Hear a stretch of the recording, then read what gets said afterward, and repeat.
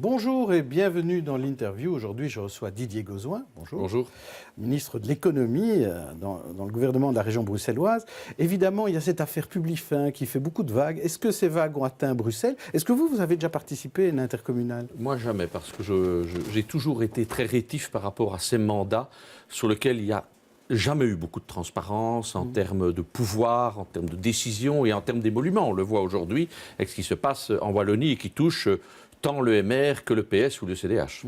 Mais comment il y a moyen d'améliorer ça? Comment rendre peut-être plus transparents ces mandats et ces rémunérations? Selon nous, selon Défi, il ne devrait y avoir aucune rémunération au niveau des intercommunales. Lorsqu'un mandataire communal va dans une intercommunale, c'est pour défendre sa commune, les intérêts de sa commune. Il est légitime qu'il ait une rémunération parce que c'est un vrai travail, mais cette rémunération doit alors être fixée par le conseil communal. Nous pensons qu'il ne peut plus y avoir de rémunération cachée, sauf celles qui sont décidées de manière publique par le conseil communal, suivant des normes et des règles, et pas avec les arrangements, je dirais, que l'on connaît aujourd'hui en Wallonie. Alors donc ça permet une transparence, ça permet un meilleur contrôle. Alors le gouvernement a quand même prévu une série d'actions en matière de moralisation de la vie publique, c'est comme ça qu'on appelle cela, à Bruxelles. C'était déjà dans votre déclaration gouvernementale, et là Rudy Vervoort dit qu'il va lancer une étude à présent là-dessus. On parle de diminuer le nombre de conseillers communaux de 30%, de professionnaliser le statut de l'échevin. Pourquoi est-ce qu'on met tant de temps à mettre en place ces éléments-là? Et puis, qu'est-ce que vous en pensez? Donc moi, je pense que professionnaliser est une bonne chose, mais avec un certain nombre de craintes. Il faut se dire que pour s'engager dans la vie politique, on prend des risques. Si on n'est plus réélu, on perd son emploi. Et donc, si on doit professionnaliser, on doit aussi donner des garanties de ne pas se retrouver sur le pavé après une élection. Sinon, on n'aura plus que des professionnels venant des grands partis qui, eux, trouveront toujours à se recaser d'une manière ou d'une autre. Donc il faut faire attention, mais je suis pour la professionnalisation, je suis pour la réduction du nombre d'élus, mais on doit le faire en respectant, je dirais, la capacité pour tout un chacun de pouvoir se présenter à l'élection. Et donc il ne faut pas non plus défavoriser les plus petites formations politiques, parce que sinon ça arriverait à fausser la démocratie. Vous pensez que si on diminue 30% le nombre de conseillers communaux, on risque de voir des listes plus représentées? Ça pourrait se passer dans votre commune? Ça, c'est évident que si on diminue le nombre d'élus, il y a des petites formations politiques qui ne seront pas représentées. Par exemple, un certain nombre de listes néerlandophones ont juste le seuil, sont juste au seuil électoral. Si on diminue le nombre d'élus, il y a un certain nombre d'élus qui ne trouveront plus à s'exprimer. Donc c'est une manière aussi de renforcer les votes majoritaires. Et on voit bien aussi que le vote majoritaire, ce n'est pas nécessairement la bonne réponse démocratique. On le voit en France notamment, où il y a quand même aussi beaucoup de questionnements sur le fonctionnement politique. Donc il vaut mieux peut-être pas changer cet élément-là? Ça, je ne dis pas. Je pense qu'il faut y réfléchir, mais il faut le faire de manière pondérée et en ayant le souci, en tout état de cause, qu'on gagne en démocratie et qu'on ne gagne pas en particratie. Donc ça, il y a une étude, donc on verra effectivement, et vous en discuterez au moment des résultats de l'étude. Mais Rudy Vervoort dit même qu'on pourra aller plus loin, on pourrait avoir un mandat unique et que les mandataires choisissent députés ou bourgmestre ou échevin, mais rien de plus. On pourrait même avoir des élections communales qui se feraient en même temps que les régionales. Là, il va encore plus loin que ce que proposait la déclaration gouvernementale. L'idée de coïncider les élections, c'est une bonne chose. Le mandat unique, moi, je pense que c'est inscrit dans les astres. Mais encore une fois, il faut faire très attention. On risque d'avoir à Bruxelles deux classes politiques. Ceux qui défendent les communes et ceux qui défendent la région. Et quelquefois avec des logiques totalement antagonistes. Allez, soyons clairs. On le voit déjà aujourd'hui dans les conflits persistants entre la ville de Bruxelles et la région, qui se présentent parfois comme un contre-pouvoir. Et donc là, si on va dans ces sens-là, il faut qu'on affirme évidemment la primauté du fait régional sur le fait communal, sinon on va créer plus de cacophonie encore.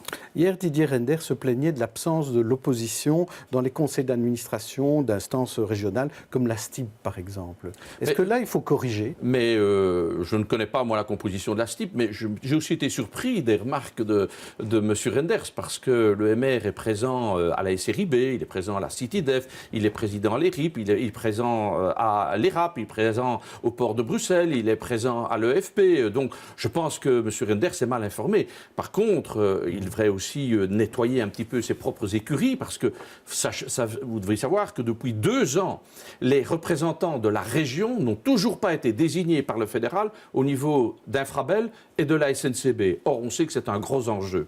Donc, j'ai envie de dire que l'EMR aujourd'hui, en donnant des leçons aussi à M. Furlan, alors qu'il est impliqué, j'ai envie de dire cette maxime, quand on a un trou dans sa culotte, il ne faut pas monter à l'échelle. Alors on va passer à votre dossier personnel, l'économie, et notamment les résultats du chômage. Le chômage est en baisse. Il y a quelques jours, dans l'Écho, vous avez présenté des chiffres assez éloquents sur la baisse du chômage au fil des années. On va les voir d'ailleurs, ces chiffres-là. Donc d'abord, quand on regarde sur un nombre d'années quand même suffisant, on voit qu'il y a une baisse. Oui. Et vous pointez cette baisse, ça diminue encore davantage. Oui. En 2014. 2014. D'abord, ce ne sont pas mes chiffres, hein, ce sont les chiffres officiels de l'Observatoire de l'emploi. Vous les avez compilés. Non, ce n'est pas moi, c'est l'Observatoire. Ouais. Donc c'est une structure, je dirais, autonome, indépendante du politique. Mais il est exact que depuis 2 ans, il y a un cercle vertueux à Bruxelles. On vient de loin, hein. Les chiffres sont encore trop élevés. Hein. Certes, on améliore le chômage des jeunes, mais il y a encore beaucoup d'efforts. Donc ça veut dire quoi? Ça veut dire que les efforts de la région portent, mais je ne veux pas dire qu'il n'y a que les efforts de la région. Il y a des politiques au niveau européen, au niveau belge, fédéral, qui sont menées et qui sont positives aujourd'hui pour une certaine relance et une diminution du chômage. Il faut s'en réjouir, mais c'est totalement insatisfaisant. Il faut aller bien au-delà. On doit poursuivre l'effort et je compte beaucoup sur les nouvelles mesures qui sont en gestation aujourd'hui. Le lancement du nouveau stage First, les contrats d'insertion qui commencent à augmenter progressivement, les groupes cibles qui vont vraiment concentrer les aides sur les demandeurs d'emploi bruxellois. Donc je compte beaucoup là-dessus pour accélérer encore cette diminution du taux de chômage. Alors il y a un autre tableau que je voulais pointer, c'est cette carte régionale. Quand on regarde l'ensemble de la région bruxelloise, on voit quand même que Bruxelles est pratiquement partagée en 2. Exact. Hein, il y a que le côté canal est vraiment avec une forte proportion de chômage, parfois dans certains quartiers plus de 50%, et ça se passe mieux dans votre quartier d'origine, je dirais, dans le sud de Bruxelles, dans le sud-est. Oui. Donc ça, c'est la fracture, et c'est ce que je dis, faisons attention à cette fracture. En région bruxelloise, il y a 2 dangers. Soit on n'a plus les moyens financiers pour gérer cette région, ça c'est un risque qui nous anime, parce que les réformes, la 6e réforme de l'État, progressivement va diminuer les transferts vers les régions, et donc vers Bruxelles. Donc on va avoir un problème d'autonomie financière, mais il y a un deuxième danger, c'est la croissance des inégalités, la rupture des cohésions au sein de cette région qui pourrait aussi mettre à mal le modèle bruxellois. Et ce dont je me réjouis, et parce que c'était un objectif, c'est que les diminutions de chômage et de chômage des jeunes est la plus forte dans les communes les plus fragilisées. Et c'est normal, c'est là qu'on doit redonner de l'espoir, qu'on doit lancer le signal que oui, il y a quelque chose qui se passe, oui, tout le monde a sa place dans la société bruxelloise. C'est ça le message et le travail auquel je dois m'employer. Et vous vous donnez un objectif ? Il faut rejoindre la moyenne européenne, n'est-ce pas? Il faut qu'on ait avec... Non, on ne sera pas en 2019. J'aimerais bien, mais je ne veux pas me donner un objectif aussi ambitieux. Il faut véritablement qu'on continue la diminution et rejoindre la moyenne européenne. 15% est un objectif qui est atteignable. Nous sommes au chômage à peu plus de 17%.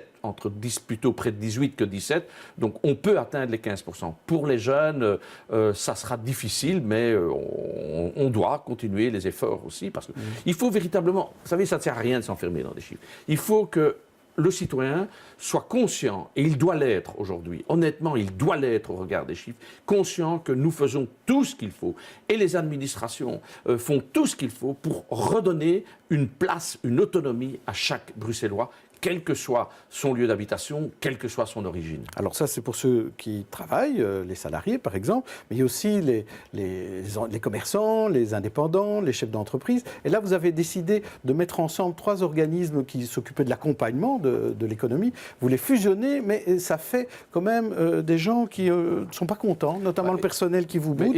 Évidemment que... Ils ne vont même pas venir à vos vœux, paraît-il. On m'étonnerait. De toute façon, moi, peu importe, ce ne sont même pas les miens, mais peu importe, les gens font ce qu'ils veulent. Mais il y avait 3 organismes économiques qui faisaient de l'accompagnement. Eh bien, il n'y en aura plus qu'un. Ça s'appelle rationalisation. Tout le monde demande ça. Tous les citoyens demandent ça. Je comprends qu'il y ait des difficultés. Je comprends qu'il faut rassurer. Je comprends qu'il ne faut pas porter atteinte au statut des gens. Et tout cela, bien entendu, sera négocié. Et c'est bien notre objectif. Donc, je veux rassurer. Mais il est essentiel aussi de montrer que le politique fait le ménage. Ce n'est pas acceptable d'avoir une multiplicité d'organismes qui se font concurrence, d'organismes publics qui se font concurrence. Donc il s'agit d'Atrium, d'Impulse et de BIE. Bruxelles Invest Export, hein, c'est ça son nom. Comme ça c'est bien clair pour tout le monde, on sait de quoi il s'agit. La surpopulation à Bruxelles, parce que le chômage baisse, l'économie on a envie qu'elle croît encore davantage, mais la population est en forte hausse. Oui. Alors, ça c'est évidemment, si la population diminuait, probablement que mon travail serait un peu facilité au niveau du taux de chômage. Hein. Et donc c'est sûr que le rajeunissement de Bruxelles, mais c'est une bonne chose sur le long terme, le rajeunissement de Bruxelles, pour l'instant, est une difficulté, parce qu'il y a plus de jeunes proportionnellement que dans les autres régions, qui arrivent sur le marché du travail. Et donc on doit trouver, en plus de faire diminuer le chômage, on doit trouver des possibilités d'emploi à ces nouveaux jeunes. Et il faut bien reconnaître que depuis 10 ans, hein, c'est pas seulement moi, on continue de créer de l'emploi à Bruxelles. Mais ce qui est significatif, c'est que sur l'ensemble des emplois produits offerts à Bruxelles, avant, ils étaient occupés à raison de 48-49% par des Bruxellois. Aujourd'hui, ils sont à plus de 51% bruxellois dans le marché bruxellois. Ça veut donc dire que mettre plus de Bruxellois au travail à Bruxelles, sans créer de l'emploi, c'est aussi une manière de faire diminuer le chômage. Alors je voudrais terminer cette interview en parlant de la SNCB, parce que hier c'était aussi une réunion de vœux, mais pour la presse, et vous avez poussé un coup de gueule sur Eurostation, Oui. Qui est une filiale de la SNCB. Pourquoi ? Parce que Eurostation, ça a toujours été la boîte noire de la SNCB. Et on le voit, il y a maintenant des perquisitions, je n'en savais rien.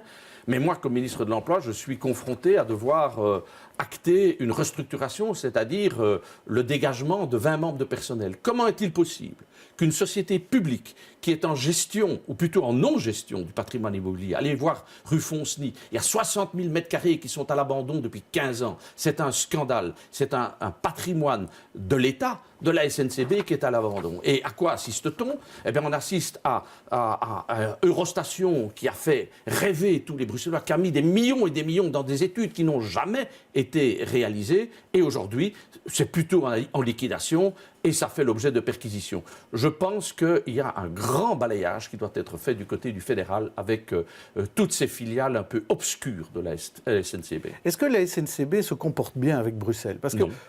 Elle ne se comporte pas bien, je vous l'ai dit. Ouais. Ça fait 2 ans que nous devrions avoir des représentants régionaux, il n'y a pas que Bruxelles, dans les structures de la SNCB et d'Infrabel, et aujourd'hui, nous n'y sommes toujours pas.